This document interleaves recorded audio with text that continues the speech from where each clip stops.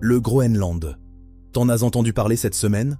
Probablement pas récemment, ou juste en passant. Et pourtant, ce qui se passe là-bas en ce moment, c'est peut-être l'événement géopolitique le plus important depuis la fin de la guerre froide. Le président des États-Unis veut s'emparer d'un territoire souverain, d'un allié, membre de l'OTAN. Et quand on lui demande s'il est prêt à utiliser la force, il dit qu'il ne peut pas promettre de ne pas le faire. C'est pas un scénario de film. C'est janvier 2025. Et ça se passe toujours en ce moment. Alors aujourd'hui, on va pas juste te répéter ce que t'as vu en boucle. On va t'expliquer pourquoi, les vrais enjeux, et ce que ça change concrètement pour le monde et pour l'Europe.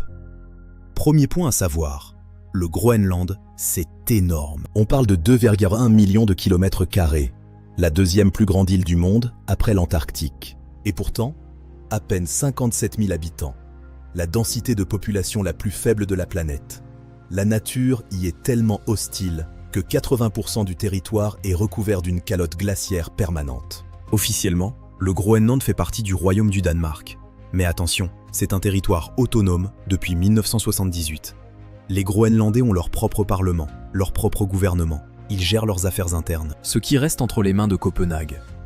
La défense, la politique étrangère et une grosse subvention annuelle, environ 600 millions d'euros par an, que le Danemark verse pour maintenir l'économie locale à flot. Et depuis quelques années, les Groenlandais eux-mêmes veulent leur indépendance. Lors des élections de mars 2025, les partis indépendantistes ont raflé près de 55% des voix. Le mouvement est réel. Mais l'indépendance économique, ça ne s'improvise pas. C'est exactement là qu'entre Trump. Et c'est là que ça devient intéressant. Alors, pourquoi Trump est-il obsédé par ce bout de glace perdu au nord de l'Atlantique? Il n'y a pas une raison, il y en a 5. Et elles sont toutes explosives.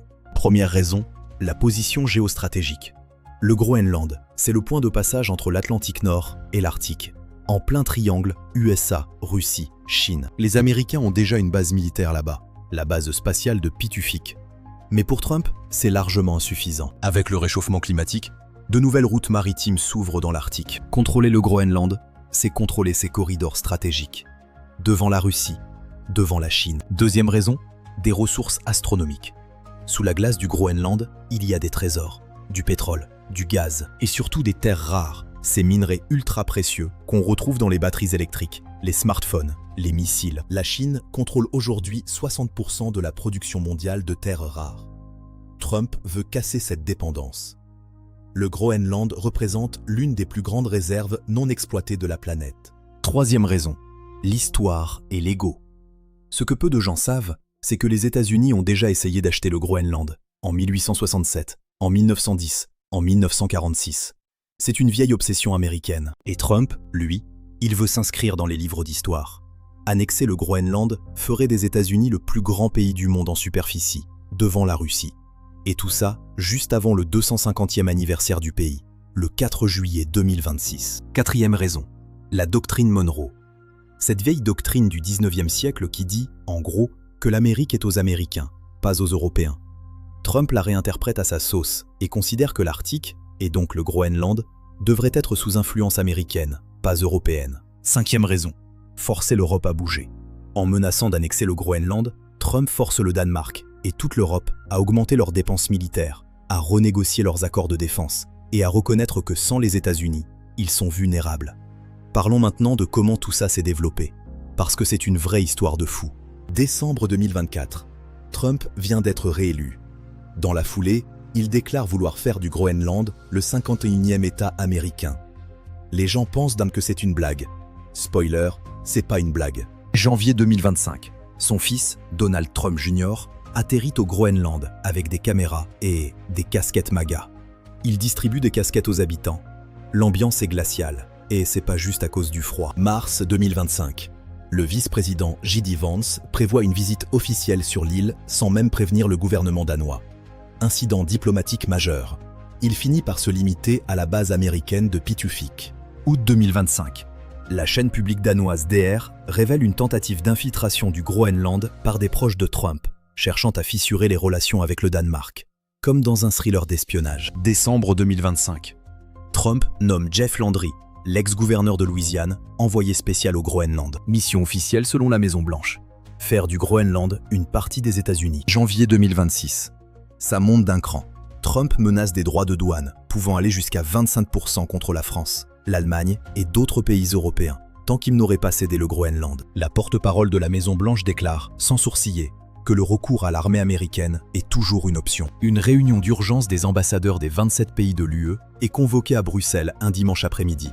C'est finalement au Forum de Davos que Trump annonce avoir trouvé le cadre d'un futur accord avec le secrétaire général de l'OTAN. Les détails restent flous. Mais une piste est sur la table. Des parcelles groenlandaises transformées en territoires américains pour y construire des bases militaires. Le Danemark d'abord. La première ministre Mette Frederiksen est dans une position impossible. D'un côté, elle répète que le Groenland n'est pas à vendre et que les menaces américaines doivent cesser immédiatement. De l'autre, le Danemark dépend des États-Unis pour sa sécurité depuis 80 ans. Elle marche sur des œufs. En réponse, Copenhague a annoncé 1,5 milliard de couronnes supplémentaires pour renforcer la défense du Groenland. Et les Groenlandais dans tout ça ? Eh bien 85% d'entre eux s'opposent à toute annexion américaine, selon un sondage de janvier 2025. Leur Premier ministre a déclaré « Ça suffit maintenant, plus de pression, plus de fantasmes d'annexion ». Mais il y a une nuance importante. Certains leaders groenlandais, ceux du mouvement indépendantiste, voient l'intérêt américain comme une carte à jouer. Pas pour rejoindre les États-Unis, mais pour gagner leur indépendance vis-à-vis du Danemark.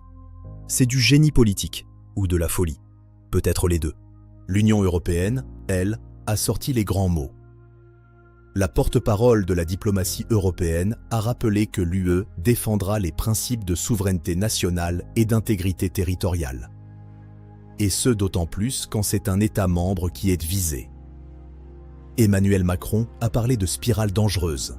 Au Parlement européen, le patron du PPE a bloqué un accord commercial majeur UE-États-Unis en signe de protestation. La pression économique devient une arme diplomatique à double sens. Et pendant ce temps-là, la Russie et la Chine observent, en se frottant les mains. Chaque fissure dans l'alliance transatlantique est un cadeau pour Moscou et Pékin. Des sénateurs français l'ont d'ailleurs dit clairement. Le Groenland, c'est un nouveau Munich. Alors, où on en est ? Le Groenland est devenu le symbole d'une fracture géopolitique profonde. D'un côté, une Amérique de Trump qui pense en termes de puissance brute, de ressources, de territoire. De l'autre, une Europe qui défend le droit international, mais qui réalise qu'elle n'a plus les moyens de ses ambitions. Est-ce que Trump va vraiment annexer le Groenland ? Militairement, improbable. Ça impliquerait d'attaquer un allié de l'OTAN. Économiquement et diplomatiquement, c'est une autre histoire. La vraie question, c'est pas si le Groenland deviendra américain. La vraie question, c'est est-ce que le monde de l'après-guerre froide, celui des règles et du droit international, est en train de mourir ? Si cette vidéo t'a appris quelque chose, laisse un like, ça aide vraiment la chaîne à grandir. Et dis-moi dans les commentaires, tu penses que Trump ira jusqu'au bout ? Je lis tout. À bientôt sur GPS, Géopolitique simplifiée.